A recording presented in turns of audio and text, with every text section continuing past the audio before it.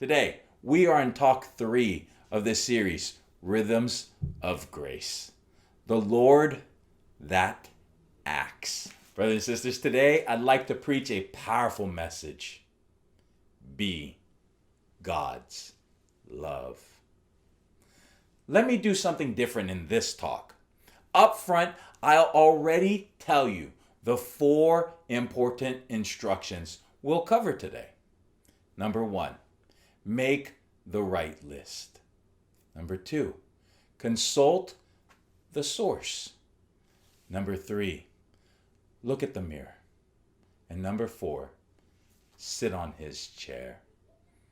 Before we read our main Bible story, I need to give you a little background about the Sabbath. The closest thing we can relate to it is our Sunday, where we go to church, but that's pretty much it. Sabbath was more complex. Sabbaths were a matter of national pride. You knew if a Jew was a Jew by 2 things, circumcision and Sabbath. Hey, did I wake you up? For obvious reasons, you don't walk around holding a big placard that announced, "I'm circumcised." That will be just weird. Just like me even talking about it right now. But it was also very easy for everyone to know you were a Jew because for 24 hours, from Friday night to Saturday night, you didn't work. Let me give you one serious example of how the Orthodox Jews were serious about their Sabbath.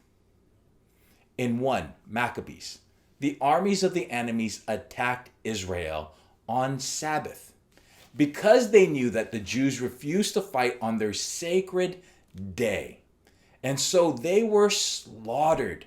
It says the soldiers attacked them immediately, but the Jews did nothing to resist.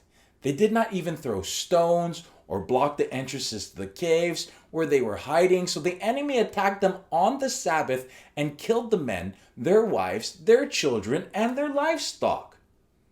The Pharisees defined the Sabbath law to the smallest detail. For example, they listed down what cannot be done on the Sabbath. You cannot light a fire, you cannot ride a donkey, you cannot ride a boat, you cannot catch an animal, you cannot go on a journey, you cannot make love with your wife. Here's something I found really wild. You cannot even think about work. That's considered work too. Maybe some of you are thinking right now, sign me up for that, no work. But hey, we just learned last week, your burden fits you well. Please know that the Pharisees were not bad people. They were very sincere, religious, and devoted. But they went overboard. They were honoring their laws of religious laws too much. They were no longer honoring the God who wrote those laws. So let's read our key verse from the Gospel of Matthew, chapter 11, verse 1 and 2. At about that time, Jesus was walking through some grain fields on the Sabbath.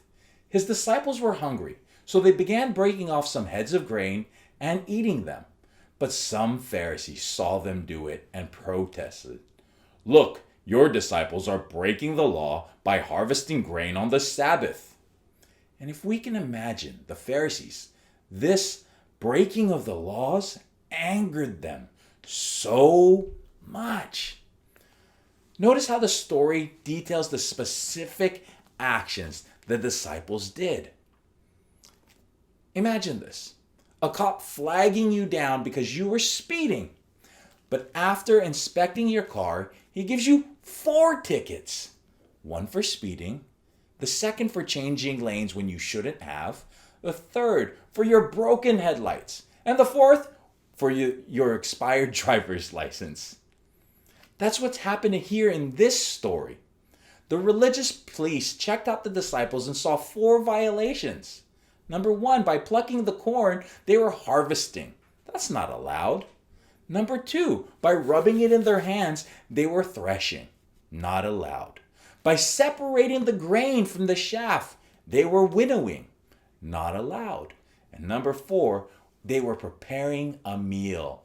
And you should never do that because all meals should have been prepared before the Sabbath. This brings me to our first instruction. Make the right list. The Pharisees were like the religious police. Everywhere they went, they were always busy making a list of how God's people broke God's rules. They like pointing out fingers and shouting, "Aha! You broke law number 309." But is that what God really wants? Ask yourself, if someone acts like the religious police too, stop making a list of how people sin and stumble. Instead, let's make a list of how you can serve. This reminds me of a story. A few years ago, I was in church and I saw a catechist of a confirmation program get really angry at one of the teenagers for wearing a baseball cap into the church. And I watched him be scolded. On one hand, she is respecting the house and sanctity of the house of God, the sanctity of the house of God. But on the other hand, she could be discouraging a young man in the years where he is most likely finding who he is and looking for encouragement. I know right now, brothers and sisters, I've come to a personal crossroads where I've been struggling with my own understanding of acceptance. And there are rules and there is love. And I had a long conversation about love. And my weakness that hurts me the most is the answer to love that I had is I love, but. And this hurts to think about. I continue to wrestle with God and to love God and be human and to acknowledge my own failures. And in a place of leadership, this struggle is intensified. And I'm thankful to find myself looking into what I'm sharing. And brothers and sisters, let me be clear. I am sharing. If not really teaching, I'm more sharing what's going on. If there is teaching happening as I talk, it is really to myself. So friend, God did not call you to be his law. God calls you to be his love. Which brings us to the next point. Consult the source. In our Bible story, Jesus answered their accusation. He mentioned 3 things: David, temple, and the Son of Man. David, temple, Son of Man. First, he talked about David. Haven't you read in the scriptures what David did when he and his companions were hungry? He went into the house of God and he and his companions broke the law by eating the sacred loaves of bread that only the priests are allowed to eat. By mentioning this story, Jesus was claiming that someone here is greater than David. And that's pretty scandalous because who could be greater than their greatest king? Answer: Jesus, the one who became the living bread. Second, he talked about the temple. And haven't you read in the law of Moses that the priest on duty in the temple may work on the Sabbath? I tell you, there is one here who is even greater than the temple. Once again, these words were beyond scandalous. Who could be greater than the holy temple? Answer: the one who said, I will destroy the temple and rebuild it in 3 days. Because the body of Jesus was the new temple. Third, he quoted the prophets Hosea and Daniel. But you would not have condemned my innocent disciples if you knew the meaning of this scripture. I want you to show mercy, not offer sacrifices. For even the Son of Man is Lord, even over the Sabbath. See, brothers and sisters, you know Brother Bo spoke that when he was younger, he always thought that whenever he read Son of Man in the Gospels, Jesus was referring to his humanity, and states how later on he realized it was the exact opposite, because Jesus was quoting the prophet Daniel, who spoke of the Son of Man as a heavenly figure who had authority over the universe. And he wanted to share Daniel chapter 7. But can I be honest? I share that it's bro Bo because maybe those of you who are like me need to hear me and know I am like you. When I was young, I thought nothing about any of this. I was just obedient and had no thoughts of God except, yes, mom and dad, I will do what you say to do.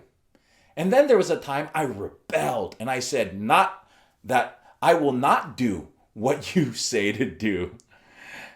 Sorry, mom, dad. And I was recently reminded and told, what happened to you? You were atheist. And to that person, I say, God is gracious and allowed me to change. Now back to the talk. Bottom line, do you know what Jesus was saying with all three of those replies? Let me summarize it for you. He was telling them, when you want to know what the law means, consult the source. But who wrote those laws? God wrote them. So consult him. And then Jesus tells them, I'm God. Let me tell you what my laws mean. No wonder they crucified him. Which leads into our third instruction. Look at the mirror. Jesus quotes the prophet Hosea. I want you to show love, not offer sacrifices. Meaning, in the scale of God's priorities, showing love is more important to him than your careful observance of rituals. Rituals are important. I'm not belittling them. We need rituals. But showing practical love is more important. Jesus is such an extraordinary teacher. No one is better in using audiovisual effects. Because he doesn't just explain with words, he shows a miracle. Him quoting Hosea, he demonstrates what it meant to prioritize love right before their eyes.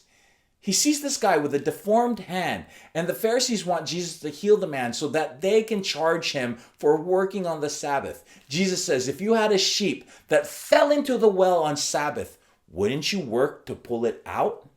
Of course you would. How much more valuable is a person than a sheep? Yes, the law permits a person to do good on the Sabbath. Then he said to the man, hold out your hand. So the man held out his hand and it was restored, just like the other one. Then the Pharisees called a meeting to plot how to kill Jesus. This is absurd.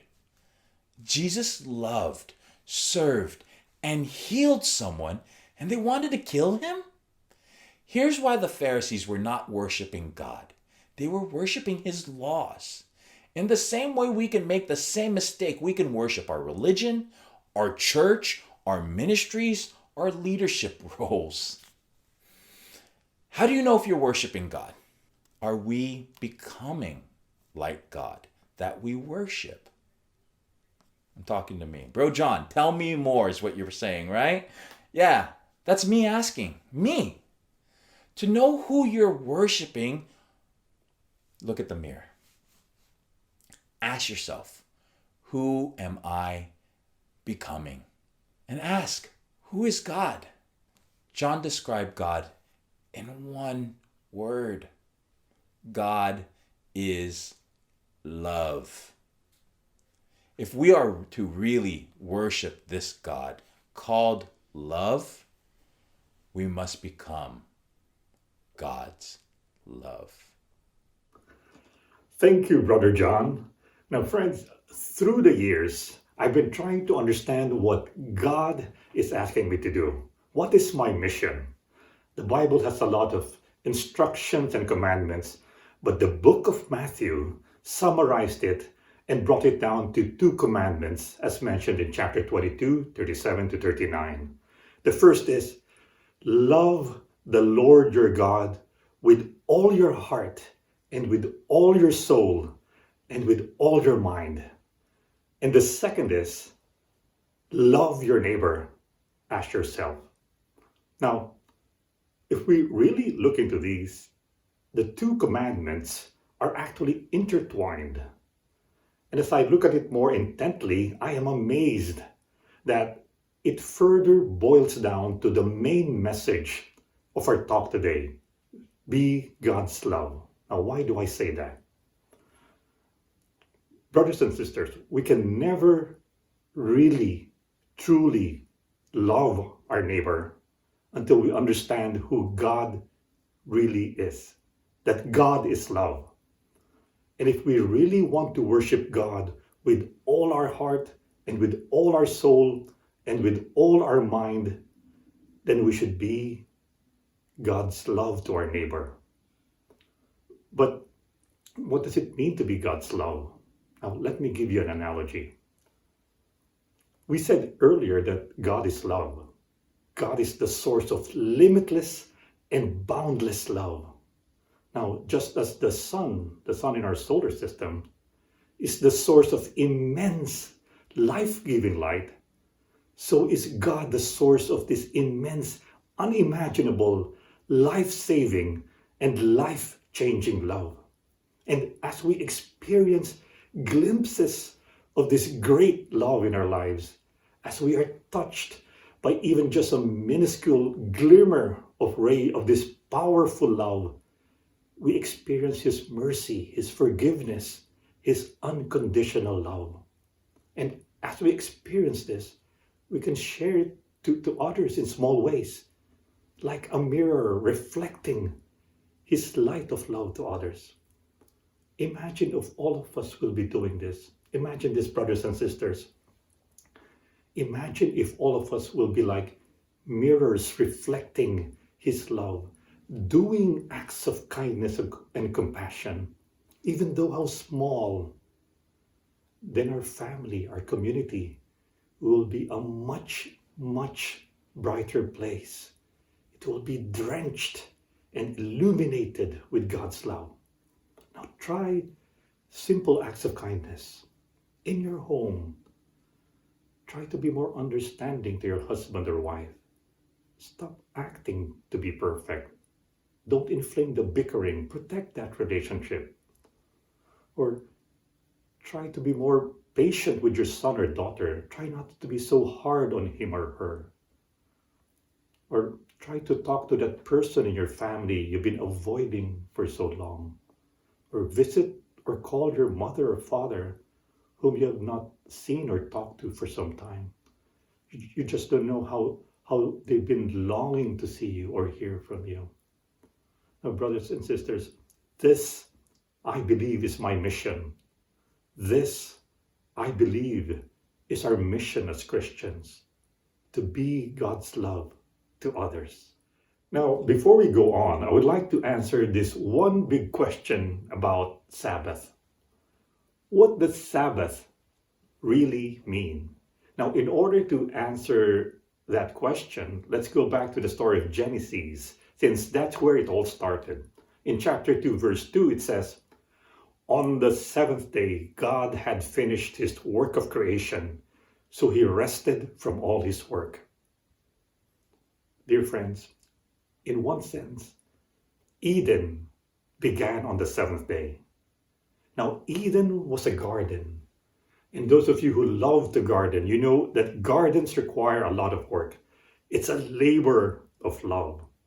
But if you love doing that, the long and tedious work with your hands doesn't matter. It feels even like heaven, especially when you see your garden lush and beautiful, flowers in bloom, and the plants healthy and strong. Eden is a paradise. But my friends, Bible scholars will tell you that Eden is not the absence of work. I repeat, Eden is not the absence of work. It is working the land, but the land isn't fighting back. The land is so fertile that plants just grow. You plant it, and it grows. You didn't have to worry about it. You do something, and you know that God will bless and take care of it. That was Eden. That was paradise. Everything was working smoothly, even magical. the land wasn't fighting back. Now, the fighting back would happen after the fall of man in Genesis 3, when the ground gets cursed. For one of the consequences of sin is a cursed ground. Things became harder, and you have to till and toil the land. Now, Eden and Sabbath are connected. Remember, we said that Eden began on the seventh day, which is the Sabbath. And Eden is not about working or not working. Rather, Eden is about trusting or not trusting. Remember, in Eden, you plant or do something and you trust and believe that God will bless it and take care of it, trusting and believing that what you plant or do will prosper. Eden, bottom line, is about relationship. Now, Eden is about God and man walking in the garden, reconnecting, and man knowing more about God. Eden is about trusting God that He will provide. And it is the same with the Sabbath. What has been overemphasized about the Sabbath and which has become a point of contention is about not working. But it is not just about not working. It is more about trusting in God and rekindling and nurturing that relationship with Him. So when God invited the Jews to observe Sabbath at least one day a week, from Friday sunset to Saturday sunset, He was inviting them to recapture Eden, to go back to Eden. The weekly Sabbath was a taste of Eden, a taste of paradise. God was telling them, one day a week, walk with me in the garden. Trust me again. Know who I am. Know I am love, so that you become my love in the world. Walk with me so that you will be contaminated with that love and you will become love as well. Now, let me try to explain it more with this last story. One day, a priest received a call from a girl. Father, my mother is sick and dying. I really don't know how long she will last. Can you visit her? The priest said yes and visited her home. And when he entered the room, the mother was lying down on the bed, propped up with 2 pillows.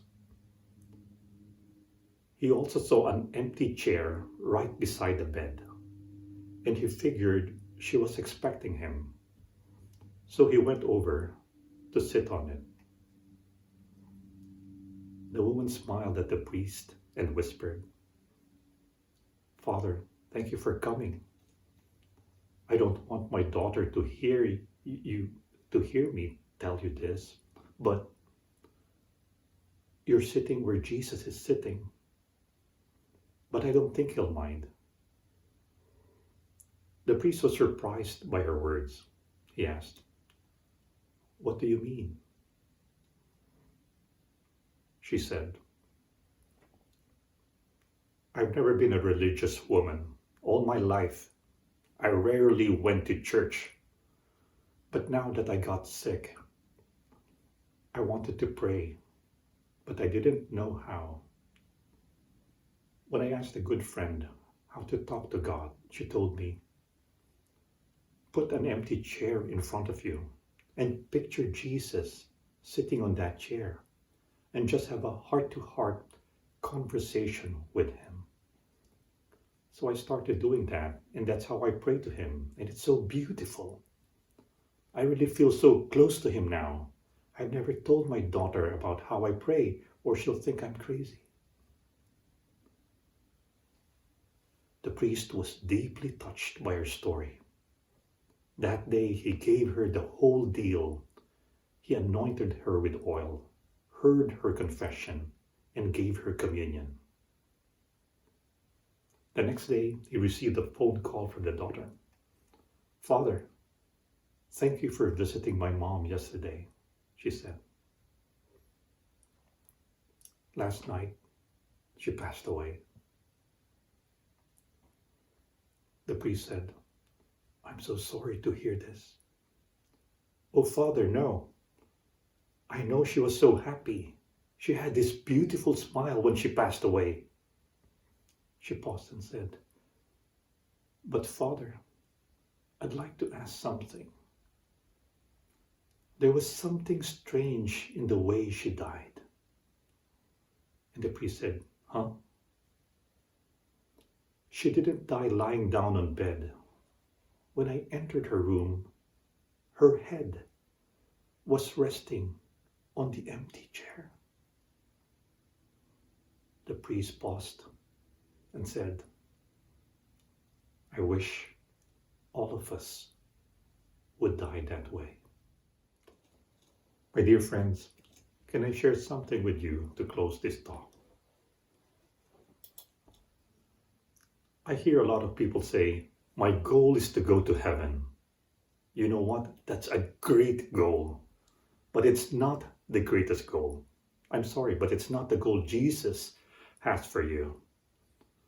My friend, you know what your goal is? It is not to escape earth, to fly to heaven. Your mission or goal is to recreate Eden on this earth. In your home, in your family, in your marriage, in your work, in your friendships, in your churches, wherever you go, recreate Eden in this world.